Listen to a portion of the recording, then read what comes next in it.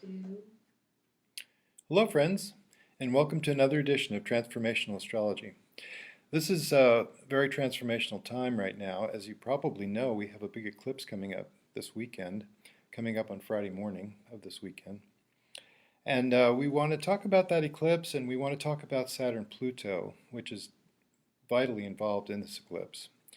And as we talk about these things, we want to talk about the state of the world and the state of the individual consciousness within it. Because there is that dialogue, you might say, between the individual and the collective, which is very much part of today's discussion. It's very much part of everything that we do. We don't exist in a vacuum. We exist in a society, and we're part of that society. Everything that we do contributes one way or another, even by its absence, to the society, and the society in turn contributes, you might say, contributes towards the individual. So we really want to talk about these things and about, in the context of Saturn-Pluto, which is something that astrologers have been talking about for quite some time. I've been talking about it for quite some time in particular, because I don't know if you remember, it depends on how many of these sessions you've witnessed, but we do have a very strong Saturn-Pluto parallel that has been in place for months now. So it's been a preview, I've been saying all the last half of 2019, a preview of this particular weekend coming up. So no pressure, not anything major, but this is the actual moment of Saturn-Pluto, which we've been talking about for all this time, and which will be reflected in the astrology of the year 2020 very greatly, because not only is it this moment of the coming together of Saturn and Pluto, doesn't happen very often, happens once every 35 years, and the last time was in 1981. So that's something to think about because of that particular zeitgeist at that time, which was the conservative backlash to the 60s, remember. So there's something about the coming together of Saturn and Pluto that has a lot to do with war. It has a lot to do with conservative empowerment. And we want to talk about these things. But before we get too far afield, let's take a look at the chart itself, get into the concrete reality of this astrology. So I'll bring the chart up. And you should be able to, see the chart. And you can see right away that it has this concentration of planets in Capricorn, which, because we're using the natural chart, we're not worried about the exact ascendant. That changes depending on location. We're worried more about where, if you want to see where the ascendant is on the west coast where we are, you can see that it's at 12 Aries, so it is in the Aries framework, which is what we're using for the natural horoscope. But Capricorn being conveniently located in that horoscope at the very top, we can see which is where it is naturally, because Capricorn does represent, in its most superficial manifestation, it represents accolades, honors of the physical world, how we can shine, how we can become well known and climb the corporate ladder and get the accolades of success and do well in our careers. It has to do with your work in the world, how that's recognized, how you gain that recognition, and how you feel about what you're up to, because it's very important as we do our work in the world to realize the degree to which it's aligned with what we have deep inside ourselves. And I talk about that a lot too, and we'll be getting to that when we talk about the presence of Eris, the new planet beyond Pluto, which is a feminine warrior energy for deep soul intention, which has a lot to do with how we approach this situation that we're in right now in the world and with respect to our own individual passage, what we're up to. So we can see this Capricorn lineup, and it's very profound. Getting back away from the deep symbolism of everything that's going on and just looking at, hey, how do these planets line up, and why are we astrologers talking about things in this very profound and significant way right now? This is a big time. You can see that Jupiter is aligned exactly with the south node at 8 degrees of Capricorn. Then at 20 degrees of Capricorn we have the Sun, and we also have Mercury along with the Sun. And then at 22 we have Saturn and Pluto, and you can see how close they are. They're only 10 minutes of a degree apart. Their exact conjunction happens a couple of days later on the 12th. So this is the timing. I say the whole weekend, the whole timing of the 10th to the 14th represents this period of peak Saturn-Pluto we've been thinking about and imagining about and working towards, because it does happen very infrequently and it is associated. Very interestingly, if you read in Cosmos and Psyche, which is Richard Tarnas's book, he talks about various outer planet combinations as they come along in what he calls world transits, that is to say, the configurations in the sky independent of how it hits your natal chart. And he talks about Saturn-Pluto, and he talks about World War I, he talks about the times that it comes up in both the conjunction and the opposition, and also the square alignments with each other. And it's very interesting how it really almost always reflects a kind of a dire situation, a dire time when there's actual war taking place. The most recent example, you can think about the previous conjunction, which was 1981-82. And that was Ronald Reagan, and there was a certain amount of, you might say, conservative empowerment at that time. And then we had 9/11, which was the opposition, and that was a very, very strong period of time when, of course, there was the invasion of Iraq, which we're still in the midst of now. And as we see, the whole Middle East thing beginning to unravel with more and more escalated activity on either side, and we're heading towards the precipice of war once again in the Middle East, which is a very dangerous situation, of course. So we might want to look at how that really is framed by the Saturn-Pluto and by the fact that the eclipse sun is so close to Saturn and Pluto right now, and then the exact hit on the 12th, and all this period of time has been talked about before many times by astrologers as what's coming up here in January 2020, the year of 2020. Of course, the other thing to think about with 2020, just to step back from a bigger picture of the Saturn-Pluto in terms of the mundane astrology, the zeitgeist, there will be a further connection of Saturn and Pluto, not an exact hit, but as they move on, obviously Saturn moves on past Pluto because it's faster, right? It's 30-year cycle compared to Pluto's 148-year cycle. So as Saturn moves on past Pluto and then crosses into Aquarius and then retrogrades and backs away, Jupiter gets closer and closer to the combination of them. And Saturn will get back almost to where Pluto is and then straighten out direct, and Jupiter comes along, and we have a triple conjunction of Jupiter, Saturn, and Pluto squared by Eris at 23 degrees. Because Eris moves so slowly that it will still be at 23 degrees. It moves back and forth by retrograde motion with the Earth's movement, but it will actually be at another part of its cycle where it's still at 23 degrees at the same timing in November when Pluto's at 23 degrees, and that'll be a perfect square, you see, as it is now. So both in January and in November, we have Saturn-Pluto squared by Eris, and in the November case, it'll be with Jupiter, and then also Jupiter and Saturn coming together is also a big cycle, and that happens at December 21st, 2020, at the 0-degree mark of Aquarius. So that's what's the general outline of what's coming up. We know that this is a big year culturally, a big shift. And of course, it's individual as well. I mean, we have to think of it as not a separate thing, but there is the way the collective evolves, and there's the way we individuals evolve, and that's what I want to talk about first of all. So it's interesting the way Rick Tarnas talks about Saturn and Pluto, and I just want to bring this up just for a minute, that he refers to it very succinctly as we can look at this as Pluto empowering Saturn, and we can look at this as Saturn's effect on Pluto. And you can look at either one, they're both strong archetypes. Saturn has to do with limitation. It has to do with kind of a cynical outlook sometimes.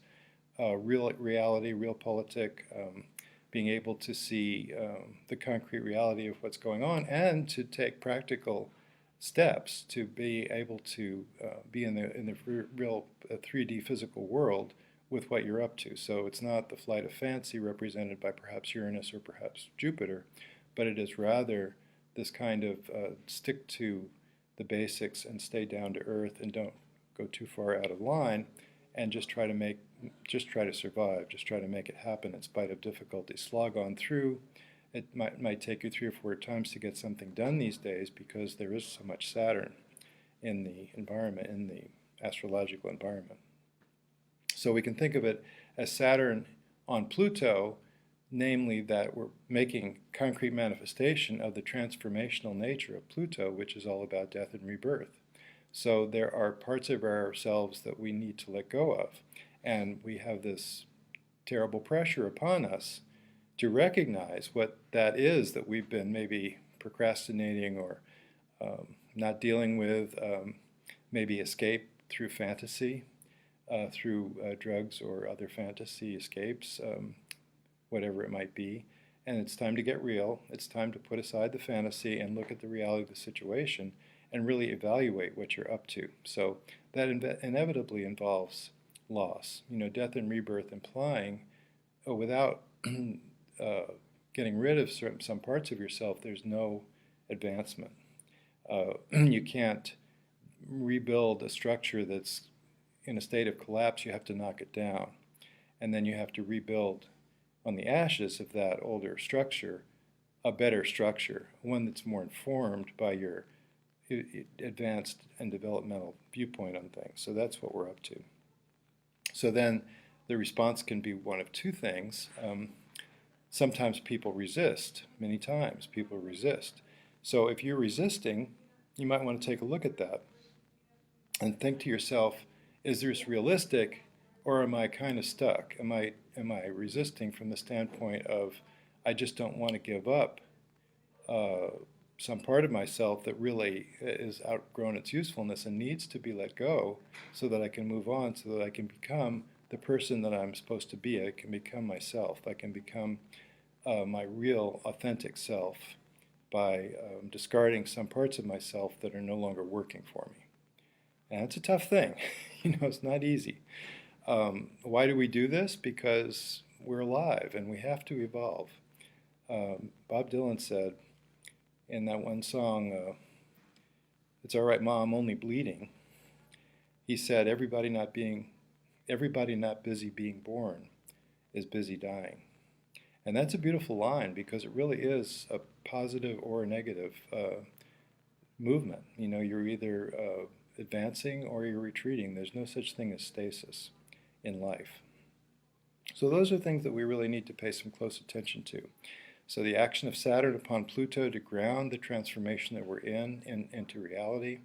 The action of Pluto upon Saturn to greatly empower that naysaying limitation sense of Saturn, which is which is why Rick Tarnas calls it conservative empowerment.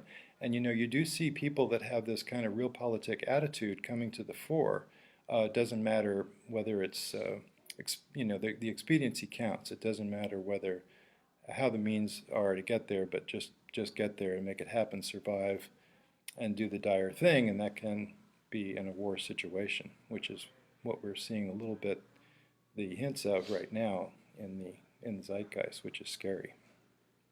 I'd like to bring up the fact that Mercury is part of this configuration. So Mercury being so close, and it really is only a few minutes of a degree if you look.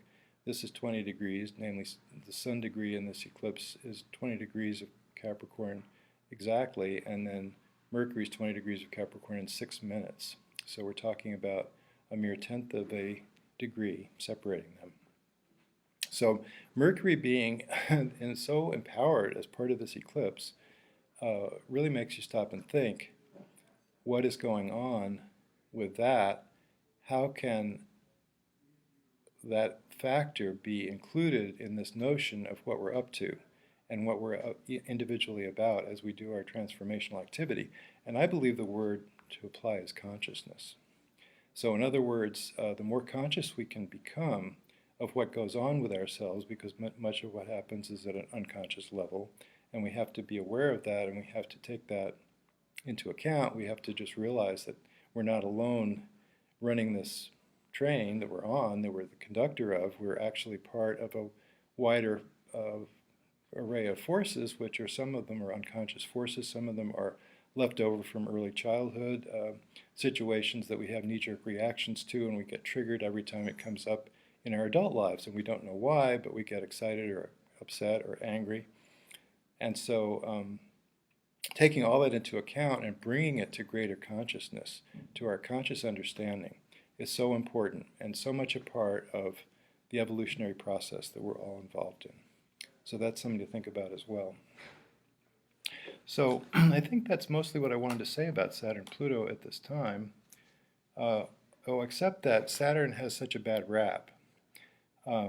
Saturn is considered by classical astrology to be a malefic. There's another school of astrology, which is more modern, humanistic school, that says there's no such thing as a malefic planet. Nothing's either good or bad, says Hamlet, but thinking makes it so. So the question is, what's our attitude towards the difficulty? You may find that you're in a difficulty. You may find that something has collapsed around you that you thought you had covered, and now you have to dig your way out, that you're running into difficulties getting something to accomplish, and it seems like you're pushing the stone up over and over again up the hill, and we just have to deal with it. And how can you be sanguine about that? Can you be happy about the difficulty that you're in the midst of? And the fact of the matter is you can, if you look at it as universal process, if you look at it as the universe is basically on your side, that it may be a maturation experience. If you see a teenager struggling with having to work hard to advance in school, or having to work hard to learn an instrument, or having to work hard at getting himself together so that he can have the money he needs to do a project that he wants to do, whatever it might be, he might be complaining, he or she, but you could also say to that person, hey, this is a maturation process. This is something that builds character. This is something that you will look back on and say, this was my finest hour. And so it is important to try to take the broadest possible view of what you're going through and to size it up realistically, to say, well, this is a case where, gosh, I guess I've missed the boat in certain ways, and now I have to get myself together and do the best I can and rise above and be the best version of myself that I can be. So these are the things that we deal with as we go through Saturn-Pluto. A very good book on this is a classic book by Liz Green, quite a while back in the 70s. She wrote a book called A New Look at an Old Devil, by which she was talking about Saturn could be looked at in this more positive way as something that is really to our benefit. That all of the planetary energies, no matter what their reputation, no matter how difficult they may be at the time, are all really working on our side, that we're on our own side, advancing through life, and to come to the point of life, right? Because the point of life is to grow. The point of life is to grow in understanding and to be the more authentic version of yourself.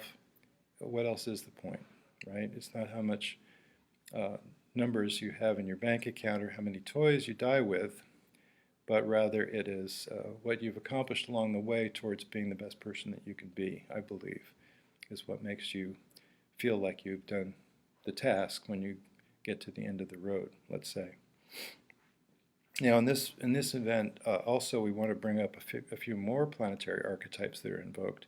You can see there's kind of a big pattern here where you have, of course, the sun opposite the moon in this eclipse formation, which means that the south node is close by and the north node is close by.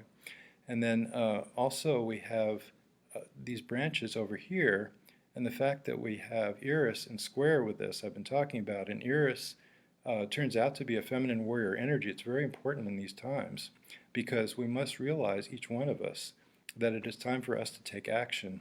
Whatever action we can take, it may not be much. It may be only what we can do. It may be contributions. It may be marching, demonstrating. It may be making our voices heard. It may be just discussing something that's important right now, such as climate change. Very good talk that was done as a TED Talk. I can't remember the woman's name, but she talked about how it just needs to be part of the conversation. We need to be talking about what this situation is that the planet is in, and how the human activity is causing the problem, and how the human activity needs to change. Very similar, isn't it, to our individual evolution. The human activity needs to change in such a way that there's less carbon being put into the atmosphere. Simple as that, but very profound, very important, and it means lifestyle changes. So it's a very direct parallel, what's happening in the society and what's happening individually for each one of us. Again, Eris is important because Eris is all about standing up, articulating your truth. Perfect example is Greta Thunberg, youngster, addressing the leaders of the world at the UN and saying, hey, you're screwing this up. You know, you're leaving the planet in bad shape for my generation, and it's got to stop. She's speaking truth to power very directly. Happens to be a woman. She's a perfect exemplar of a feminine warrior. And without looking at the chart, I knew, got to be strong Eris in this person's chart. Sure enough, Grand Trine, Eris, Pluto, Jupiter, square the sun, and perhaps closely square the moon in her chart, depending on time of birth. But if she's born early morning, which I feel she probably is, it does have that perfect square to the moon as well.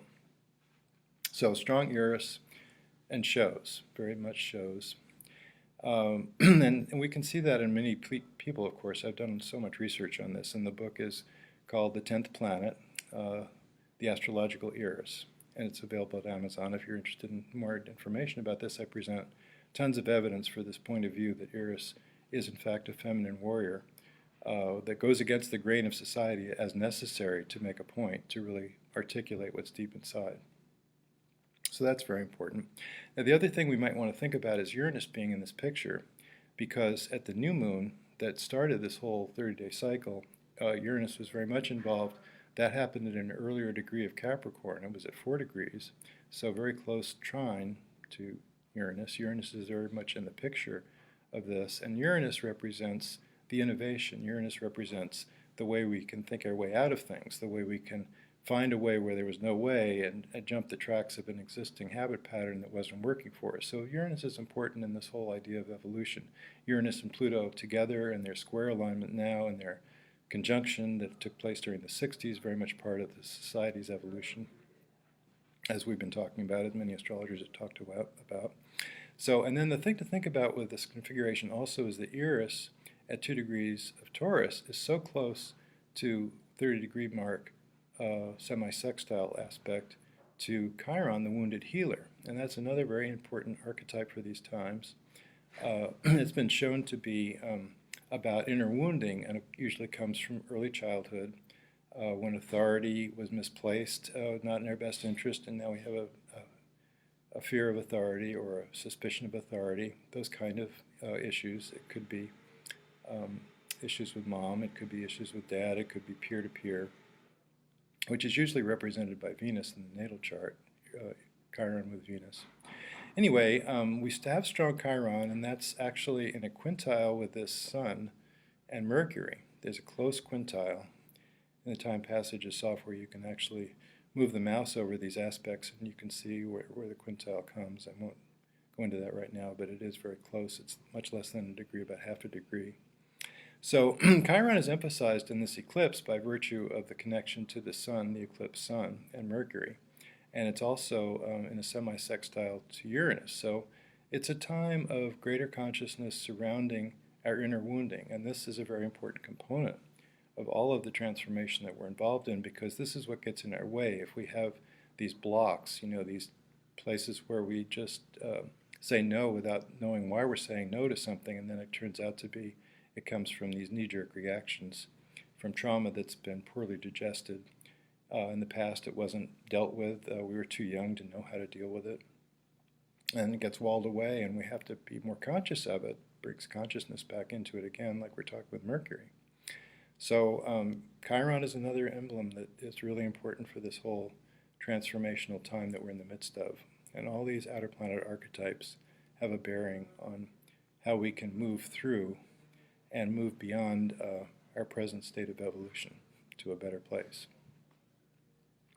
Another thing that I want to mention just briefly is that these new planets, which are represented by these new symbols, this is Haumea, this is Makemake, they were named dwarf planets along with Eris at the same time, pretty much 2006, 2008, when when Pluto was declared to be a dwarf planet and kind of made the whole thing change as far as astrologers were concerned. Pluto was still very much a planet, and these new ones, I think, are very powerful in charts. Certainly Eris is extremely powerful in charts.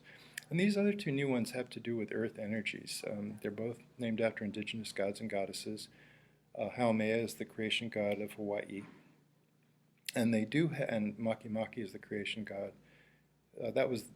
Haumea is a goddess, of course, the creation goddess of Hawaii, and the masculine of these two is Maki Maki, which is the creation god of the Rapa Nui culture in mythology. And both of them have to do with earth issues. I feel that the masculine one, Maki Maki, is the more activist of the two, and that Haumea has a great deal to do with nature as a spiritual path and with connecting to nature in a very profound way that can change the way we are as we deal in this world. It brings great charisma many times, and it brings a dedication to embodying the principles of nature in the work that we do and understanding the profound connection between man and nature, such as Joseph Campbell was very influential in articulating. He has strong Haumea. It's all over his chart. One of the first people I looked at. So anyway, it's very interesting in that regard to note that there is a connection between Maki Maki and this moon. The eclipse moon, which is now, we haven't talked about the moon very much, but the moon is in its natural sign of Cancer, opposed to all these Capricorn planets. And it makes us think of the individual as opposed to the collective. It turns out very interestingly, the Sabian symbols of these 2 degrees of the sun and of the moon are characteristic. The moon, the Sabian symbol, is a famous singer proving her virtuosity. So it is the individual achievement which contributes to the social evolution, where the society is headed. And in fact, the 20-degree mark, the 21st symbol, Sabian symbol in Capricorn, is a relay race. And so that might, it's very interesting to see these symbols and how they play out. Certainly a relay race is the very symbol of individuals acting together as part of a common social movement. So we have the progressive side of the social society in reaction to the conservative side, and the conservative backlash of progressive ideals that were brought forward at different times in the past years since the 60s. And we have these 2 forces polarized and working kind of across purposes to each other, and maybe there's a way that they can work together. But it's going to take a lot to try to make that happen and to try to articulate the real principles behind what we're up to as a society. Well, compared to this nurturing Cancer moon, if we were to look at the parallels and the declinational factor, which I'm not doing right. Sometimes you can do a control click, and it's a right click, but a right click isn't always easy to do. I do have a mouse here, let's see. Maybe that'll work. There we go. So this is 23 degrees as far as the declination. And what I wanted to point out is that Maki Maki is here also at 23 degrees, so it's very, very close parallel. And it's parallel not only to the moon, but contraparallel to the sun and Mercury as well. So Maki Maki is part of this configuration, and as I say, Maki Maki has to do with earth activism, with environmental activism. And certainly we wouldn't want to talk about the great evolutionary changes of this period of time without mentioning earth changes and the problems of the earth environment right now that are becoming more consciously aware, that people are becoming more consciously aware of. And Maki Maki representing it's time to take some kind of action on this.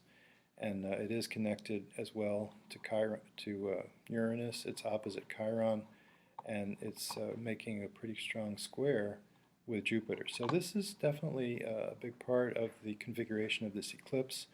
An eclipse supposedly lasts for 6 months. We might say that this is a big start to the year, to what 2020 is going to be about, and the environmental activism is a big factor in this whole thing as we conceive of what it is we need to do as a society and as individuals as a part of the society, and what we can do individually to make things happen. And there is a little bit of optimism, strong Jupiter. There's a lot of dire situations that we're dealing with. I do have a bit of a poem that I'd like to read, which is Gerard Manley Hopkins talking about this very situation that the Earth is got some difficulty, this life. And he talks in this poem called God's Grandeur, he talks about how it's kind of hard to see that God is there, that the universe is there for us. Difficulties abound, and it is a kind of a difficult time, and we see everything kind of going not the way we want. But then he closes with these 6 lines. And for all this, nature is never spent. There lives the dearest freshness deep down things. And though the last lights off the black west went, O morning, at the brown brink eastward springs, because the Holy Ghost over the bent world broods, with warm breast and with bright wings. So that's a nice little piece, I think, about the nurturing quality of this eclipse moon that we want to remember is in Cancer and is supported by my Maki among other factors. And we can see that there is a way, and that's the North Node as well in Cancer, that we can take a positive stance in these times, these difficult times, and we can make something happen to our advantage and to the advantage of the world. And we can make our own personal evolution a factor in this societal evolution that we're in the midst of, witness to, and participants in. So that's what I wanted to say. I think we'll transition back to the other view. And I wonder if we have any questions that came in. Nope. Okay, well, that's it for me then, right now. That's the message I want to bring, and we do have tools at Astrograph to help you. I do believe that the spiritual factor in this 20th, this 21st century is what I'm trying to say, not the 20th century anymore. That the 21st century times call for new models of spirit as we move forward, and that astrology is a big part of that. Just the fact that astrology works, that the universe is talking back to us, giving us information that we can utilize in our lives, and then also just the miracle of astrology working. How does that work? It's a mysterious thing. It's an acausal connection, is what Carl Jung called it. He called it the principle of synchronicity, an acausal connection between events in the sky and events here on Earth, as above, so below. But it's a mystical thing, magical thing, and I think it really tunes us into the fact that we live in a spiritual world and that the universe is on our side and is not only able to help us in very subtle ways, but also we have the information of our senses. By looking at the positionings of the planets, we can get a feeling for what's happening in our lives. And I think that's very profound and very important for these times. And we do have tools. We have both desktop and mobile platforms with time passages, which is a way of looking at your own chart, other people's charts. The transits that are coming up for you is where these configurations hit your chart. And also we have a 12-month transit report that's available half off, because we think everybody wants to take a look at their transits right now for the year ahead and see what's happening for them. And I guess that's it. I'll wind up and say best of luck with everything that's going on right now. We'll be coming back to take another look at the next new moon, which is on the 24th of January. So keep the faith, chin up, all is well.